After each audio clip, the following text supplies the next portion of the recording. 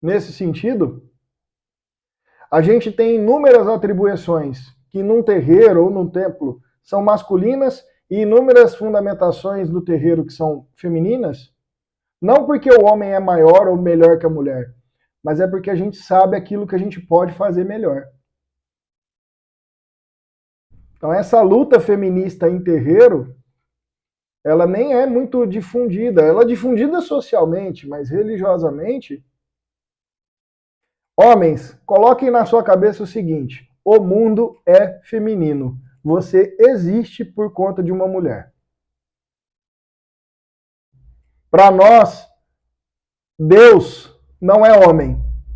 Para nós, Deus é a força que criou uma mulher para criar tudo que existe. Tanto que na mitologia a gente tem como grande mãe Iemanjá. Né? Do amor dela surgiu, ou do Dua, do amor dessas divindades, surgiu tudo que existe, inclusive o homem. Mulheres, vocês não saíram da costela do Adão. Vocês pariram Adão na nossa crença. Tá? Então, essa ideia no nosso terreiro não existe. Esse negócio de sair de costela e tudo mais, porque para nós, inclusive, mulheres velhas, grávidas, nesses sistemas de crença, recebem inclusive um tratamento extremamente especial. Quanto mais, olha que coisa absurda, gente. A gente vive numa sociedade que a gente coloca o velho no asilo. Nas nossas tradições, os velhos são reconhecidos como anciões, como orientadores da existência, como o próprio Deus vivo. Os velhos nos terreiros a gente cuida e zela porque eles são professores. Por que a gente quebrou essa lógica no mundo? Por que a criança... Olha outra coisa que a gente fere, né? Vocês tiveram aí na mídia a avó evangélica que, em contato com a promotoria, tira a guarda de uma mãe porque a mãe levou a criança no seu sistema de crença no candomblé. Olha como a gente é besta e quebra a lógica. A gente quer criar as crianças apartadas da nossa espiritualidade para elas cometerem todo tipo de palhaçada no mundo e lotar os terreiros e igrejas porque são todos pecadores e doentes. E aí, quando uma mãe quer inserir a criança no seu contexto religioso, ela perde a guarda do filho. Olha que país doido que a gente vive. Para nós, a criança... Ó, em terreiro de umbanda, candomblé, repito, a nossa ética, ela fala de um bem comum. Se é comum, ela serve para o velho, ela serve para a criança, ela serve para qualquer tipo de existência. Elementos como os trans, homossexuais, eu já não sei mais como é que é aquela sigla, porque eu acho que ela já tem o alfabeto inteiro. Para nós, isso não dignifica a existência. Para nós, a gente acredita que somos de uma raça humana e todas elas contêm a mesma essência. Né? Então, tudo num terreiro, tudo numa roça, numa tenda de umbanda, numa aldeia, tudo é muito bem acolhido. Porque não é qualificada a existência a partir daquilo que você assume como destino. Ela é tratada como um elemento vivo da própria existência do sagrado. Voltando para as umbandas, a gente tem uma figura também muito icônica. Não saiam das cadeiras quando eu dizer o nome. Exu. Exu ganhou o carnaval. Uhul! Ai, ai. Exu é para nós, das matrizes afro-diaspóricas, uma divindade que guarda o mundo, tanto que lá naquele do carnaval ele está em cima do planeta, né? Ele guarda o mundo, ele guarda a casa de Deus sobre um tripé. Lembra que a manifestação é tudo trina, né? Sobre um tripé. Felicidade, ordem e disciplina. Como foi, Alex, o processo de demonização de Exu? Samuel de Durgar, um nome assim, um nigeriano, convertido ao cristianismo em 1800, final de 1800, quase início do século XX, ele traduz a Bíblia e ele pega todos os... Porque Exu, ele é a contradição do caos. Se Deus criou, por que está caótico? E aí o nigeriano traduz essa divindade, que é a contradição do caos, quando ele traduz a Bíblia para o nigeriano como Satanás, que é o opositor, né? Ali, no final do século XX, com a primeira Bíblia traduzida, tendo Exu como opositor de Deus, é onde começa todo o processo de demonização dessa divindade, que em absoluto nada tem a ver com figuras como demônio, Satanás, Astarô e tudo mais o que vocês acabam ouvindo por aí. Alex, por que esses Exus, entidades, baixam nos terreiros, dão gargalhada, dançam, bebem, fumam, né? Aqui eu não vou ficar falando com vocês de elementos de rito, mas basicamente essas entidades, elas são a oposição do nosso sofrimento.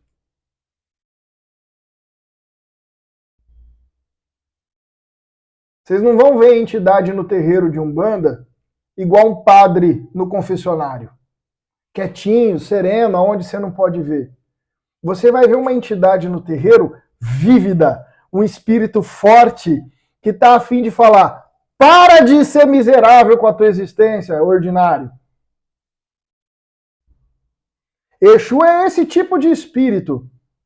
Você está sofrendo porque você quer. Olha para a tua existência sob um outro lugar e começa a tomar responsabilidade, compromisso e pertença com a tua própria existência.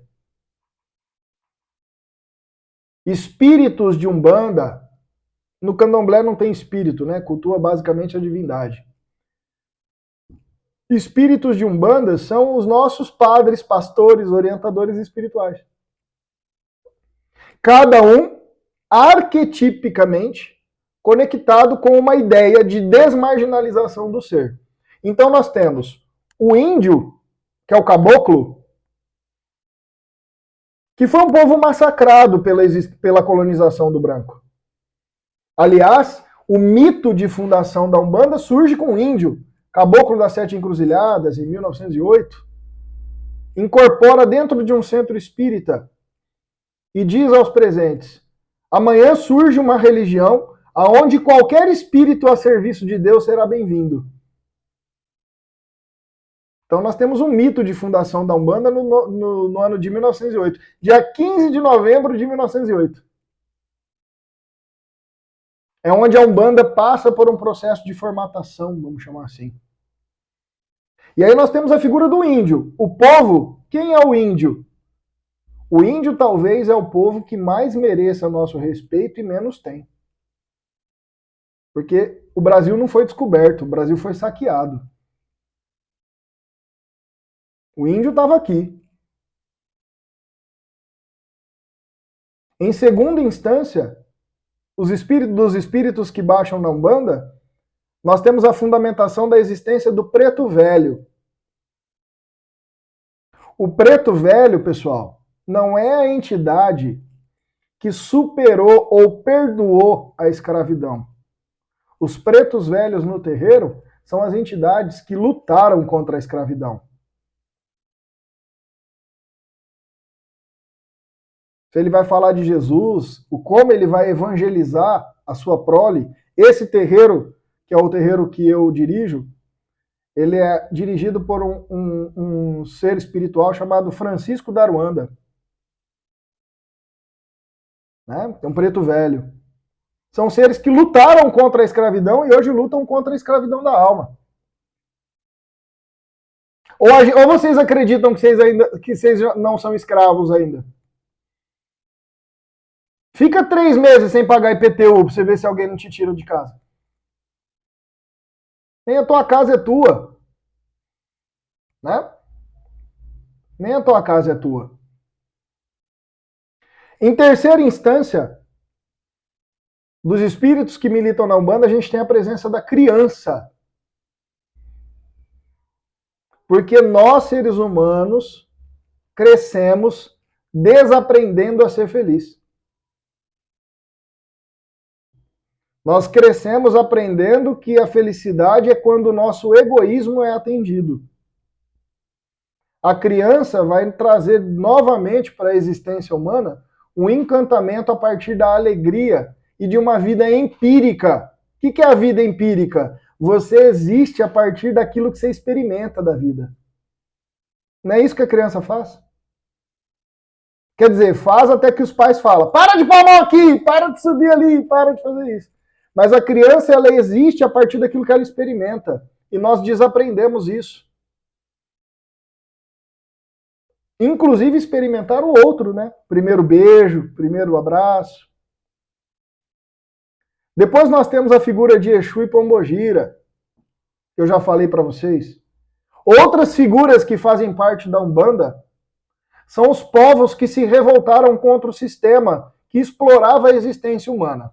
Vamos a alguns exemplos. Nós temos a presença nos terreiros dos baianos. Se ele é baiano, agora que eu quero ver, corta feitiço no azeite de dendê. Ele é baiano e vem lá da Ruanda, trabalhando na Umbanda, pra nenhum mal nos vencer. Eu quero ver os baianos da Ruanda, trabalhando na Umbanda, pra nenhum mal nos vencer.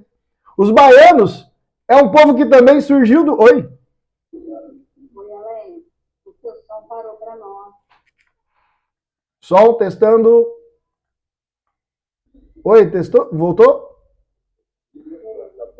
Tá funcionando? Ah, eu sou nós.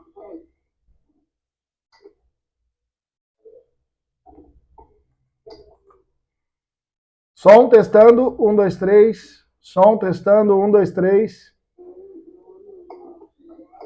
Som, testando. 1, 2, 3. Foi o nosso. Foi o nosso aqui, Alen. E que parte que eu parei? No canto. Ah, né? Nas tradições de matriz afro-ameríndia, é porque eu canto mal, por isso que o som ficou com dó. Nas tradições de matriz afro-brasileiras, afro-ameríndias, aquilo que você... Oi, tá funcionando? Não canta mais não. Não vou cantar mais. Não. Nas tradições de matriz afro-ameríndias, aquilo que vocês chamam de prece ou reza, para nós é fundamentado no canto.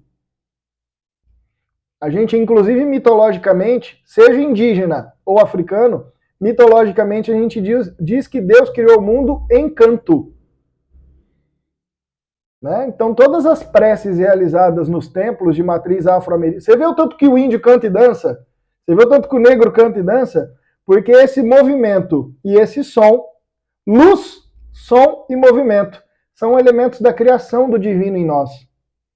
Eu vou arriscar cantar de novo para o som falhar. Né? Eu estava falando para vocês do baiano. O baiano é o nordestino, que é o primeiro povo brasileiro. Né? A gente começou pela Bahia, não foi isso? E o baiano, ele é o primeiro povo miscigenado entre índio, preto e branco. Povo que arrasta as tradições populares e que mostra pra gente hoje nos terreiros que a gente pode viver bem. Né? Tem um ponto que fala dos mistérios desse povo, né? Baiano bom é que sabe trabalhar. Baiano bom é que sobe no coqueiro, bebe o coco, tira a água e deixa o coco no lugar. Ou seja, ele sobe no coqueiro, Pega o coco, tira a água e deixa o coco no lugar. O baiano é a entidade que fala da sustentabilidade da existência, né? Coisa que a gente não é mais, a gente não é nada sustentável, né? Olha para o teu lixo. Quantos aí dentro de vocês separa o lixo reciclável do lixo orgânico? No terreiro de Umbanda isso é fundamental. Inclusive o lixo que a gente produz reciclável fica no terreiro para virar dinheiro para manter a casa. A ideia de sustentabilidade está muito presente. E o nordestino, né? Quem nunca teve o preconceito dizendo que baiano é preguiçoso? E o baiano fala: não, filho, nosso povo construiu o país. Calma lá. Olha que quebra no preconceito. Outra figura que a gente tem presente nos terreiros, porque nós somos um país muito litorâneo, são a presença dos marinheiros, ribeirinhos, o povo que nasceu e viveu da água. Entidades que são mestres nas orientações emocionais, porque a água fala das nossas emoções. E aí nós temos inúmeras revoltas, aí deve ter professor de história que sabe melhor disso, inúmeras revoltas que se fundamentaram naqueles que trabalhavam para a Marinha do Brasil e eram escravos. E que se revoltaram contra o sistema e que venceram o sistema. Nós temos religiões fundamentadas principalmente no norte do país, a mais difundida, a Barquinha, que é uma religião que cultua esses seres que vivem na água, cultuam suas divindades e seu sagrado. Isso também vai para a Umbanda. A gente tem a figura nas Umbandas que fundamentaram também o nosso povo, da presença do boiadeiro. O boiadeiro, como elemento ancestral da nossa existência, e aqui, pessoal de São Joaquim da Barra, Ribeirão Preto, no máximo, o teu avô ou bisavô era boiadeiro. Não boiadeiro de mexer com boi, mas era homem do campo. E subexistiu, foi nômade na existência da fundamentação do ser a partir de uma existência mais natural. Os mais velhos que estão presentes na sala, eu duvido muito que não sentem saudade de um café feito no coador de pano, de ouvir os passarinhos de manhã. O boiadeiro invoca e evoca em nós o bucolismo da existência. Bonito isso, né? Nós temos também a presença nos terreiros de Umbanda, a presença daquilo que é chamado de malandro. A figura mais icônica que vocês vão ouvir nas aulas de vocês, né? A figura de Zé Pilintra, que nas macumbas cariocas tem um ponto uma canção que fala muito do processo do malandro, né? Trabalhar pra quê se não vale nada? Trabalhar pra quê se não vale nada? Ora eu sou malandro, jogo carta e dou cantada. Ora eu sou malandro, jogo carta e dou cantada. Na verdade, o malandro ele não é contra o trabalho, ele é contra a exploração. E aí, nesse sentido, você vai ter inúmeras orientações. O quantos de vocês estão sentados nessa cadeira, não levantem a mão, por favor, completamente insatisfeitos com o sistema, com o salário? Quantos de vocês estão sentados nessa cadeira, não querendo estar aí, estando aí apenas pelo dinheiro? O malandro é alguém que vai dar tapa na cara da gente para falar: o que você está fazendo aí, jogando vida fora? Então são essas manifestações que, espiritualmente, se fundamentam no nosso corpo a partir do mediunismo. Essa ancestralidade comunitária em 3 níveis. Você que está aí sentado, você tem um ancestral de sangue, o ancestral da terra e o ancestral de fé, que é aquele que comunga da tua própria crença. Que nos terreiros de Umbanda baixam no corpo de pessoas que a gente vai chamar de médiums para orientar a comunidade. É uma religião que, assim como tudo no país, infelizmente, passou por um processo de embranquecimento, mas que não teve sucesso, graças a Deus. O embranquecimento foi bom para poder nos fundamentar diante da lei, mas ele é ruim porque mantém o sistema estrutural, né? E estudar Umbanda, Candomblé, Jurema, Catimbó, Xambá, Pagelança, gente, não é estudar uma Bíblia, porque essas religiões elas não têm codificação.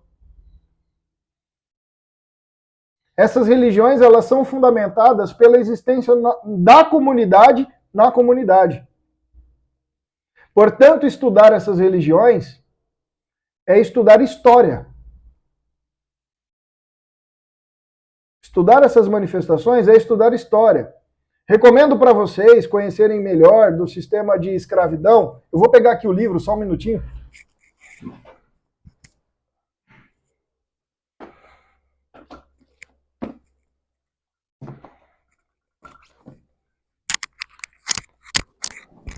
Acabou de sair o terceiro volume, eu nem li ainda, né? Alex, aonde você estuda Umbanda, essas coisas de escravidão? Esse livro, para mim, é uma das bases fundamentais que toda escola deveria usar. Chama Escravidão, do autor Laurentino Gomes. São 3 volumes. São 3 volumes. Depois eu posso mandar ali a foto deles para a Mona Lisa, para ela passar para vocês. Isso aqui não é livro de teologia, não é livro de religião, isso aqui é um livro de história, de um dos maiores pesquisadores que a gente tem hoje no país. Ele ainda escreveu o livro 1822, contando a história da independência do país, né? Que foi um best-seller. Aqui vocês vão ter uma base teológica, sociológica, antropológica, fundamental para entender o processo do preto no país. Tá? Como base de pesquisa. Que é muito do que eu estou falando aqui desde o início desse encontro para vocês. Pessoal, falei um monte. Quero saber se vocês têm dúvidas.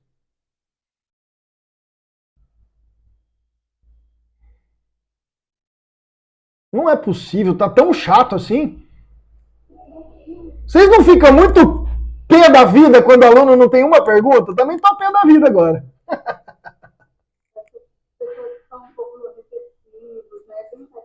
Que legal. Pra gente, são muitas informações, né? Que uma pessoa que estuda, né? Que estudou, que está conseguindo passar para nós, né? Isso, né? Tirar essa visão que a gente tem errônea, né? Das religiões, né? Principalmente as religiões de matriz, né? Afro-indígenas. Indígenas.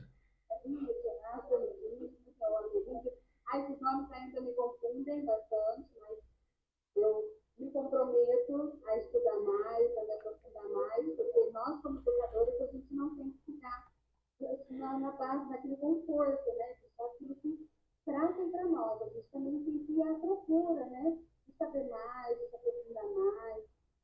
E sempre a busca do novo, né? Não ficar naquela mesmice de sempre. Eu acho que nós temos uma pergunta aqui. Que legal. Ela vai conversar,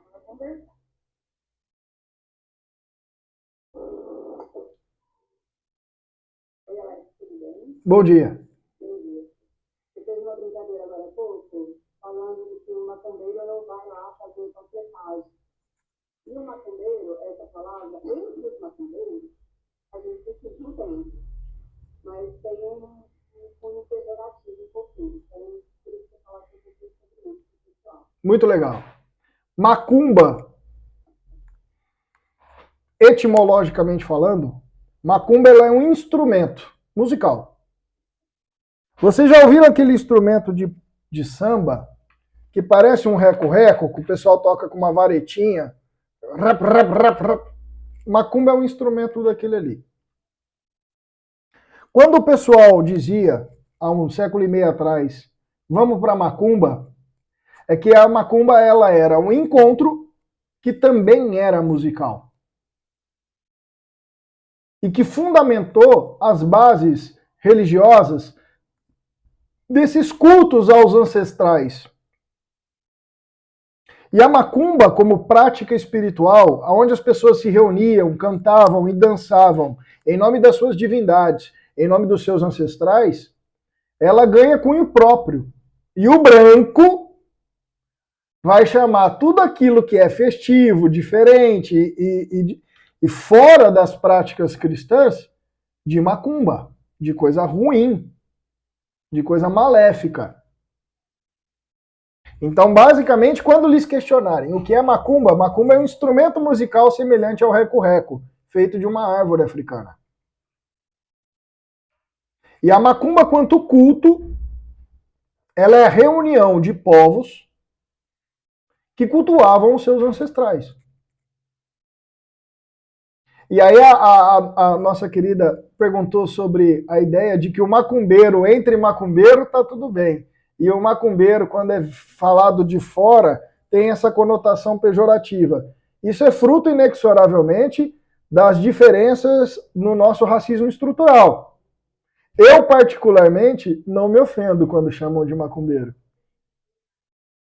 Né? É o que eu sou.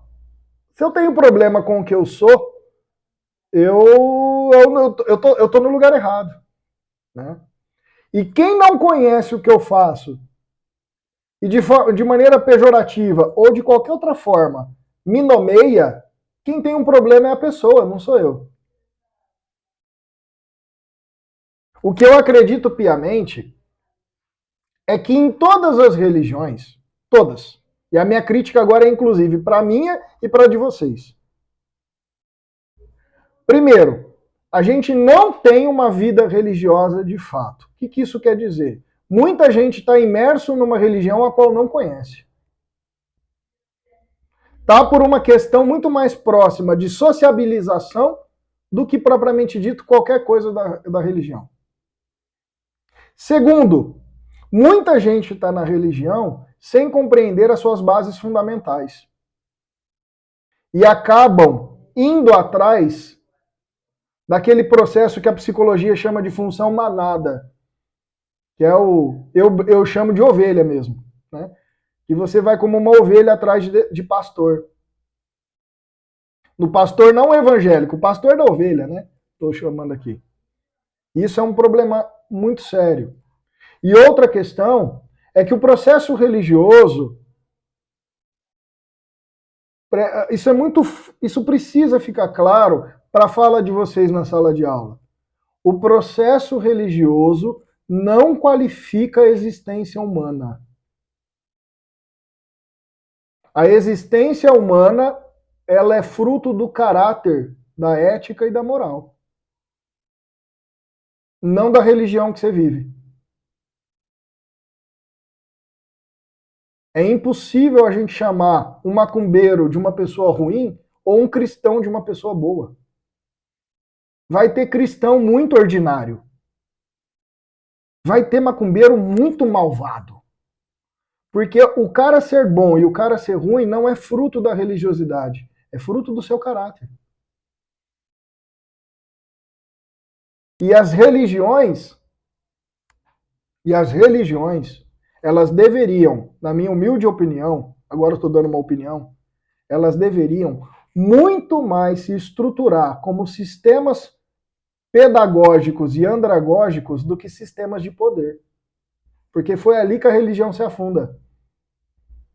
Quando ela sai de uma fundamentação andragônica, que é ensinar os adultos, né? E pedagógica, que é ensinar as crianças, para fundamentação de sistemas de poder, ela cria todos os problemas que a religião nos traz. Guerra, diferenças, polarizações. Porque nenhuma religião prega isso. Se você for estudar o islamismo a fundo, você vai ver que Maomé está presente em tudo e todos. Se você for estudar os muçulmanos, se você for estudar o candomblé, a umbanda, o cristianismo de fato, Cristo mesmo nem fundou religião. Quem fundou religiões cristãs foram pessoas que conceberam as ideias de Cristo sob a sua interpretação. Nenhuma religião de fato tem a preocupação de se estabelecer como elemento de poder. Uai, Alex, por que os imperadores romanos, católicos fizeram a desgraça que fizeram? Porque a religião é objeto do ser humano. E o ser humano é um poço de merda, desculpe a expressão. Que se esquece de se lapidar e se coloca numa condição de poder. Então, muito mais do que objetivar vocês, objetivar a religião pela qualificação do que ela é, o que falta, ou que vocês podem mais profundamente contribuir, é na ideia de caráter, ética e moral humana. Porque ela não precisa qualificar o outro a partir da sua religião. É impossível, na minha opinião, a gente criar uma ementa de ensino religioso a partir da figura do professor.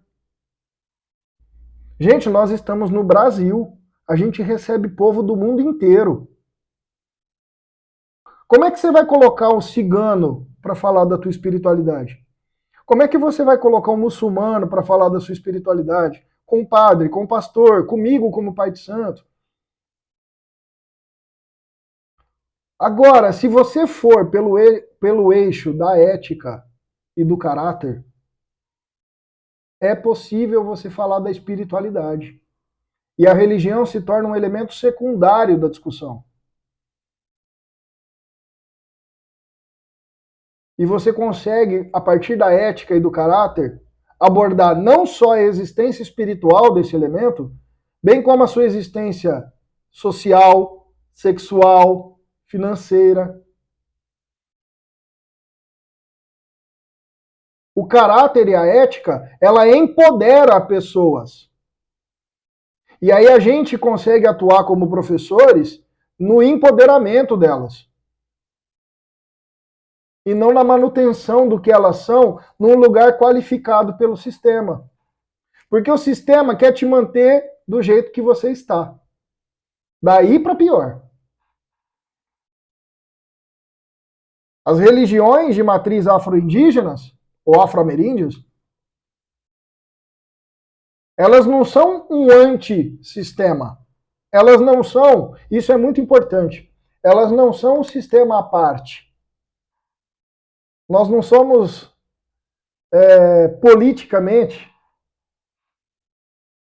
a gente é de esquerda contra qualquer nível de política que atue no país. Se o PT entrar, a gente é de esquerda contra o PT. Se o Bolsonaro entrar, exemplo aqui, a gente é antibolsonarista. Se o PT entrar, a gente vai... Por quê? Porque nós somos a favor de uma política que atenda a todos. E a gente sempre vai olhar para o sistema como cidadão, não como político.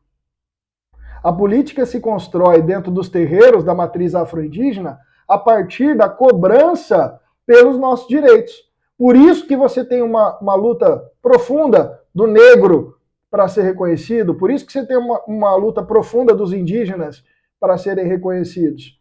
Porque o mecanismo pacífico de atuação do homem sobre o sistema é a cidadania, não é o poder religioso em voga. Porque o nosso Estado ele não é teocrático, ele é democrático. Oi, Mona Lisa. A gente gostaria, Alex, que você tivesse mais sugestões de livros, que a gente pudesse debruçar mais sobre todas essas informações que você trouxe para nós. Seria muito de grande valia para nós, né? Se você pudesse aí deixar mais dicas de livros mais. Eu posso pegar um minutinho para pegar esses livros aqui na prateleira para vocês, que eu tenho eles todos impressos? Pode, a gente pode também fazer o fechamento já. Essas indicações que eu vou trazer para vocês, pessoal, são indicações que fogem da atmosfera teológica apenas e vão fundamentar todo esse sistema de crença e muito do que eu trouxe aqui para vocês a partir da academia. Então, são livros de historiadores e pesquisadores para que vocês possam conhecer melhor esses processos. Um minutinho só.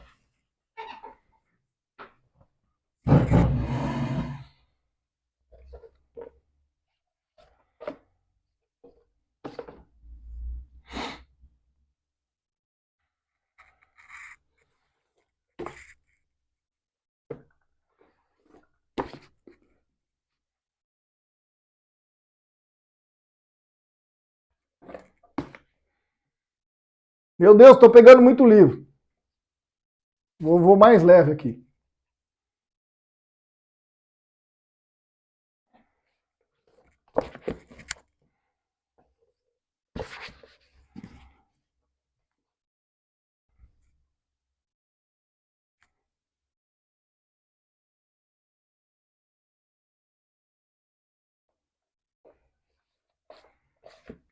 Esse é fundamental. Esse é fundamental.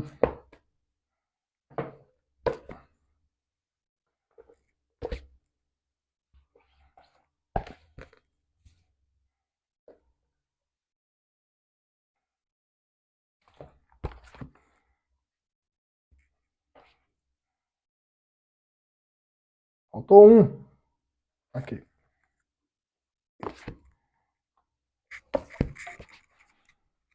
Tá bom assim?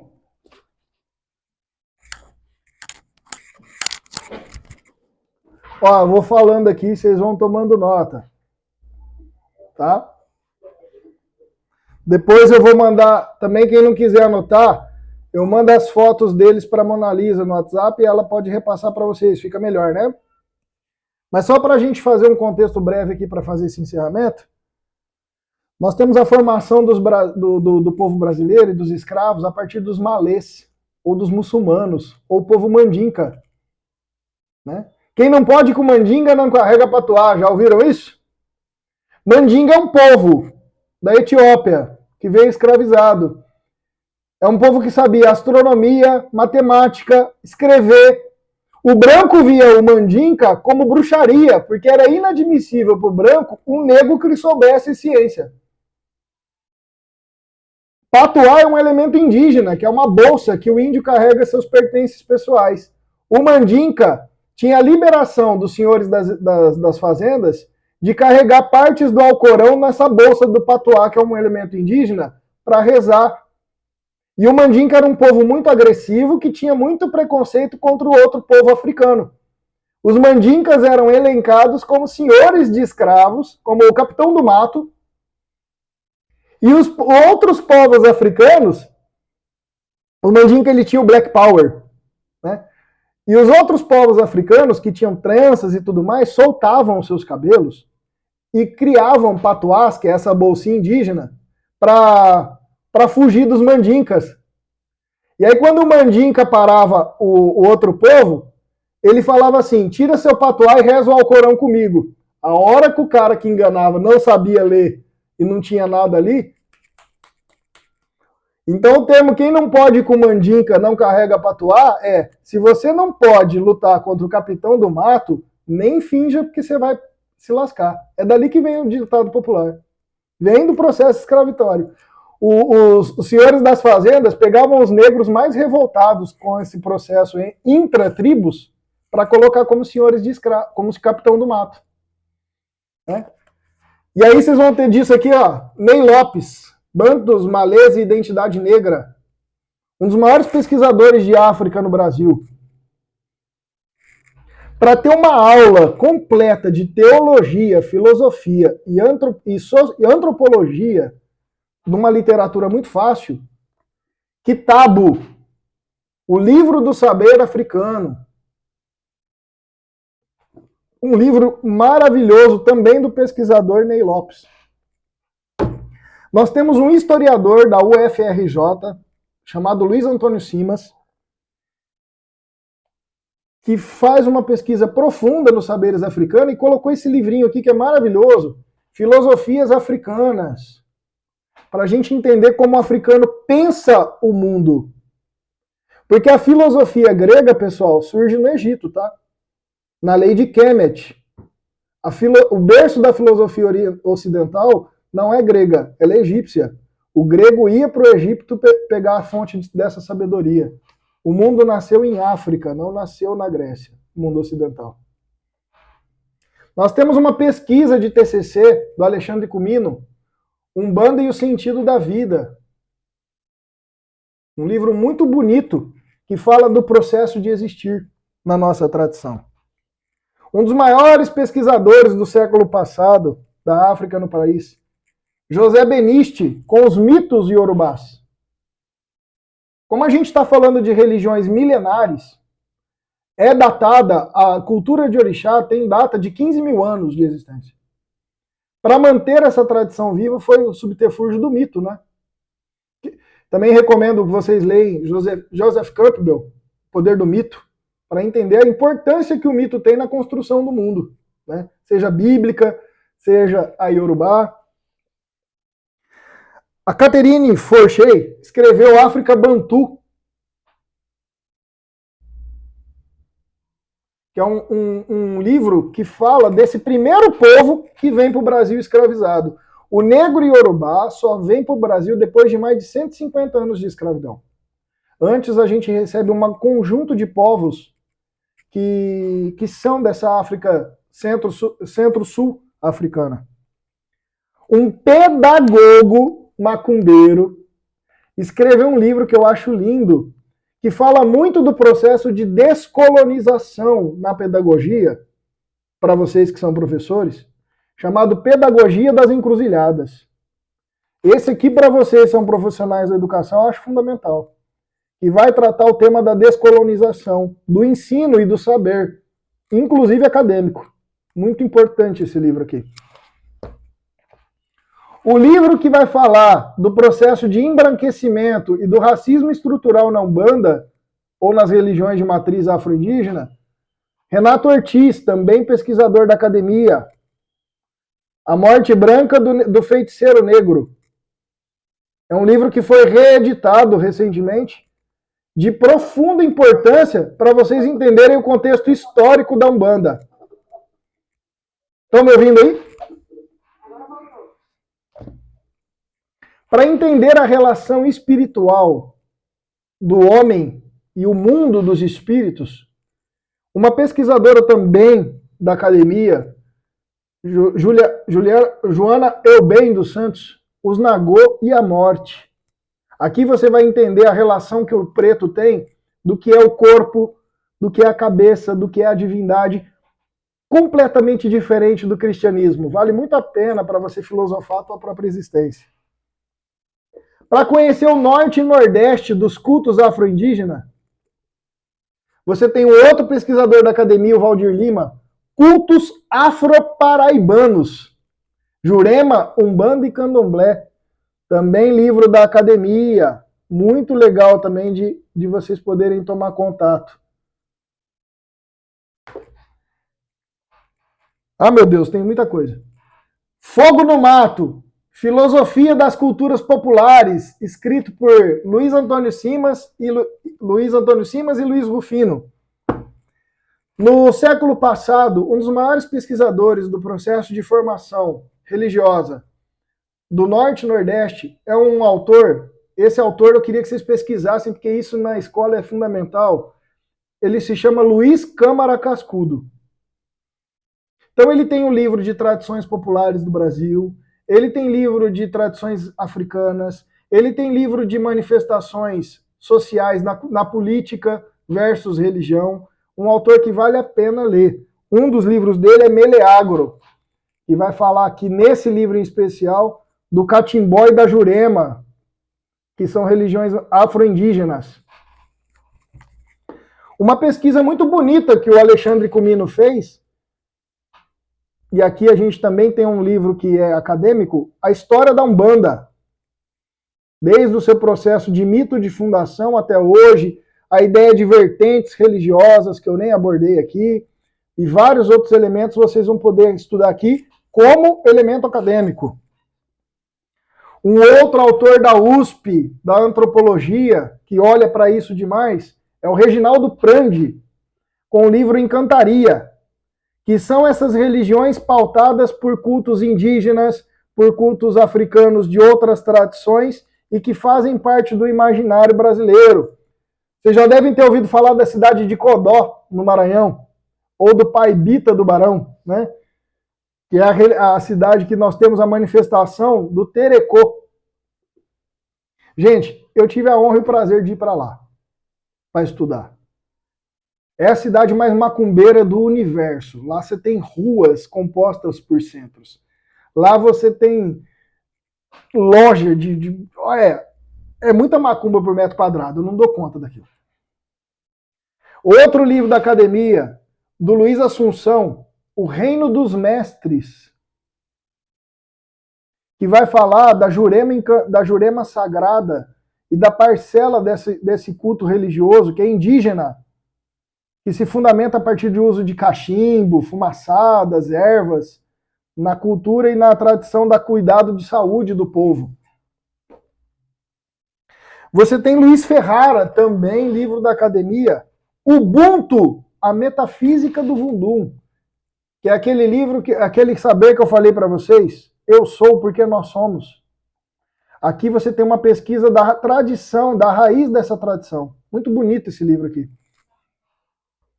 Por fim, um dos que leitura obrigatória para todo mundo que dá aula também, Umbandas, uma história do Brasil. Esse aqui é um livro de um historiador, não é de um qualquer não, Luiz Antônio Simas. Como que os processos da Umbanda se encaixavam nos momentos políticos do Brasil? Quanto formação do povo. Um livro interessantíssimo de se ler. Eu acho que e o do Laurentino Gomes, né, a trilogia da escravidão. Eu acho que é obrigatório para qualquer brasileiro ler, porque o Brasil se formou muito na escravidão. Né? Essa pesquisa aqui é fundamental. Bom, pessoal, para a gente finalizar, quero deixar aqui um convite para vocês. Dia 19 de setembro, no formato online, aqui no Google Meet mesmo, eu já desenvolvo há 5 anos um curso de fundamentos da teologia umbandista, que é um encontro de 2 horas, são 45 aulas, são 90 horas de conteúdo, aonde a gente conversa sobre esses elementos todos aqui, vistos por dentro do terreiro, as bases teológicas, as bases da mediunidade na Umbanda, as manifestações espiríticas, as manifestações das práticas espirituais, a nossa ideia sobre saúde e doença, a ideia de fisiologia sutil, tá? Que é um curso que eu vou desenvolver online. Vou deixar aqui as informações desse curso com a Mona Lisa. Quem tiver interesse, quem quiser trocar ideia, mandar pergunta, a Mona Lisa tem total autorização para deixar o meu contato com vocês, para a gente poder trocar ideia. Eu me sinto honrado de estar diante da figura de cada um de vocês. E para a gente poder fazer esse encerramento, como a gente encerra aqui no terreiro, né? Eu vou cantar aquilo que é conhecido nas tradições de Umbanda como o hino da Umbanda. Esse hino da Umbanda ele foi composto por um cidadão em 1915, mais ou menos. Ele era cego. E ao passar por um terreiro de Umbanda, o caboclo enfiou uns trem no olho dele lá e ele voltou a enxergar. Como gratidão, ele deixou essa música que representa para ele o que é a Umbanda, e isso se popularizou nos terreiros.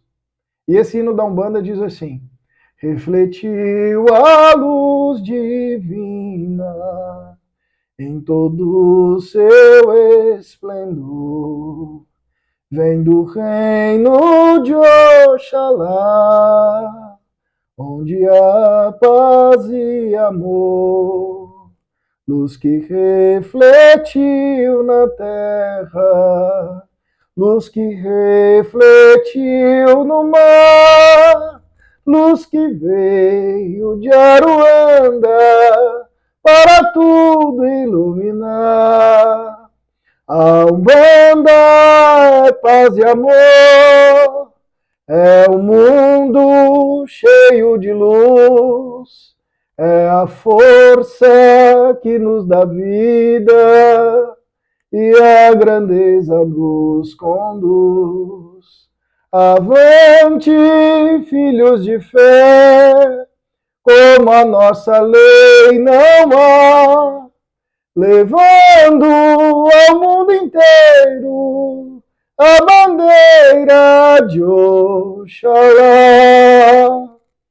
Oxalá para nós é a luz crística, né? Na Umbanda, a gente tem como possibilidade de ser Oxalá quando a gente é como Jesus foi no mundo. Então, o que eu mais desejo para toda essa humanidade, com esse trabalho que a gente desenvolve aqui, para vocês quanto profissionais, é que a gente cada vez mais desenvolva nas pessoas a possibilidade de que é bom ser bom e que todo mundo pode ser bom quando é bom para todo mundo. Mona Lisa, eu acho que eu encerro por aqui. Falo mais com o ovo da cobra, né, gente?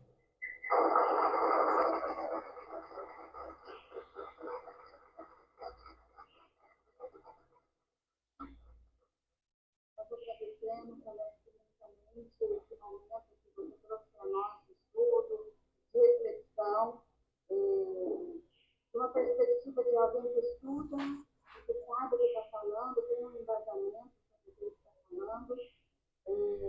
No começo, você nos agradeceu, né, como professores que te auxiliaram aí na caminhada sua da vida, e agora nós, professores, que agradecemos você por compartilhar todo esse seu saber e que você possa aí sempre compartilhar com mais pessoas, sempre esses saberes seus aí, tá bom? Muito obrigada e se precisar pode contar com a gente aqui, a gente sempre vai estar em contato com você.